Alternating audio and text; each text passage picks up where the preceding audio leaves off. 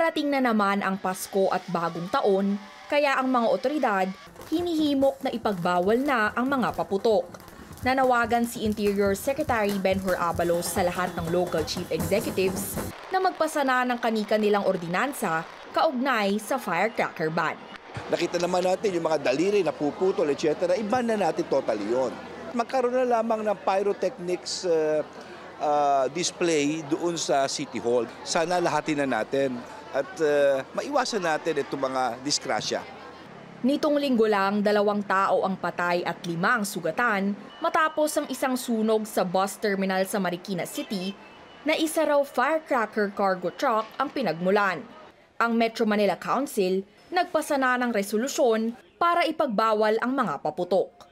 Meron lamang pong designated na areas kung saan pwedeng magpaputok. Community po yan at sponsored po yan ng LGUs.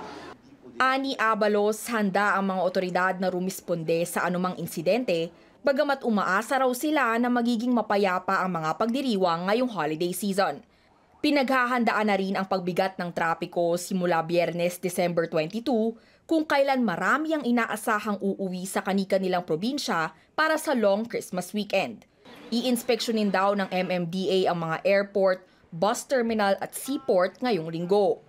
Dito sa Metro Manila, We'll coordinate po sa DOTR para po ma-extend yung operating hours ng MRT tsaka po doon sa mga providers ng lalong-lalo na sa bus carousel para po may masakyan yung ating mga kababayan. Wala naman daw dapat ipangamba sa kabila ng panibagong transport strike na inaasahang tatagal hanggang sa consolidation deadline ng Public Utility Vehicles o PUVs sa katapusan ng taon. Hindi naman daw nila kailanman na paralisa ang public transport. Kung dadami o hindi, kami po ay handa na tumugon sa anumang sitwasyon na magiging epekto nitong dineclare na strike. Pakiusap din ni MMDA Chairman Romando Artes sa mga nagtitigil pasada, huwag daw sanang pigilan ang mga kapwa nila driver at operator na gustong maghanap buhay kasunod ng mga report na pinatitigil umano nila ang ibang namamasada. Kari Cator, CNN Philippines.